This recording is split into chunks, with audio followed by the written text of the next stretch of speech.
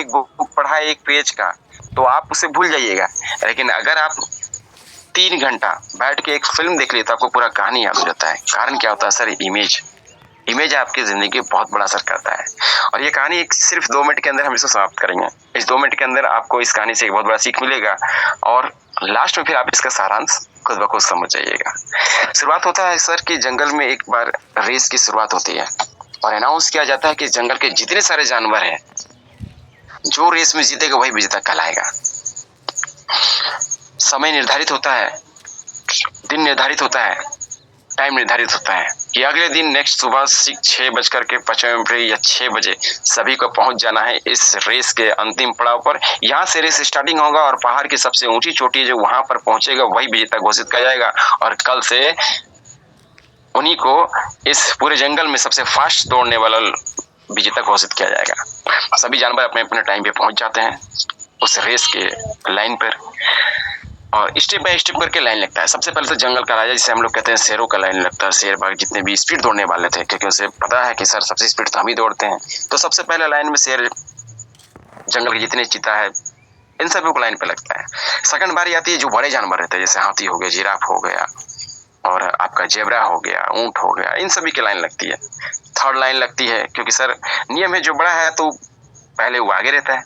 Third line लगती है शाकाहारी पशुओं की, जिसमें बकरी हो गया, भेड़ हो गया, आपका गाय हो गया, भैंस हो गया और लास्ट 4 स्टेप में लगता है कुछ और छोटे-छोटे कीट पतंगों की या फिर ये छोटे-छोटे जैसे चूहा हो गया, आपका मेंढक हो गया, इन सब की लाइनों पे लगती है। सभी का रेस ठीक निर्धारित समय पर सभी को टाइम पे पहुंच जाते हैं अगले दिन और रेस स्टार्ट होती है और जैसे ही रेस स्टार्ट होती है सभी को पहाड़ के, क्योंकि लक्ष्य था पहाड़ की जो सबसे ऊंची चोटी पर पहला पहुंचेगा उसे जंगल का सबसे रेस स्पीड दौड़ने वाला विजेता घोषित किया जाएगा।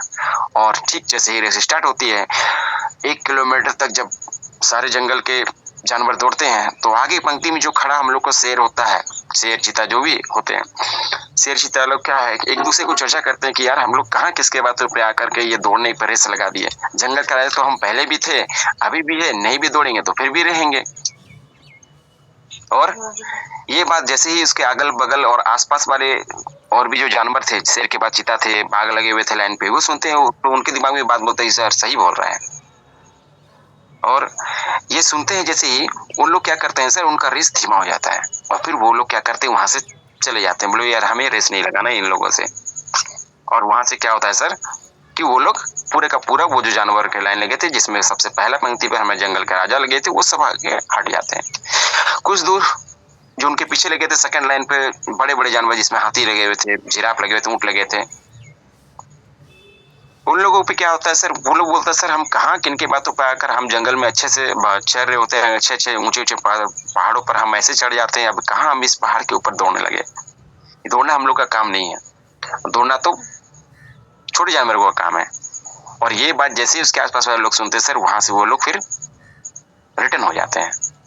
नेक्स्ट थर्ड लाइन लगे थे हमारे बकरियों का, शाकाहारी पशुओं का, वो लोग भी दौड़ते होते कुछ दूर आगे बढ़ते हैं और जो मेन लीडर उनका होता है वो कहता है सर हम लोग तो पहाड़ के ऊपर चढ़ते हैं, चढ़ के आते हैं नीचे और हम लोग इनके बाद तो फिर रेस लगाने की कौन स्पीड दौड़ता है, दौड़ते तो हम ऐसे स्पीड में हैं।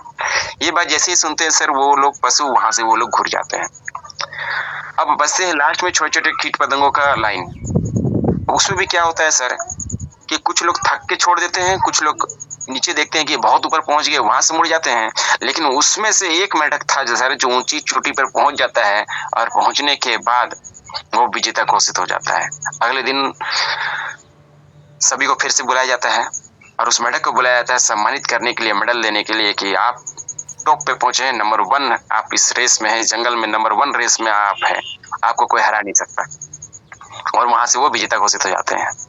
अब क्या होता है सर कि जब उनको मेडल देके सम्मानित किया जाता है मेढक को, तो उनसे पूछा जाता है कि सर आपका सफलता का राज क्या है,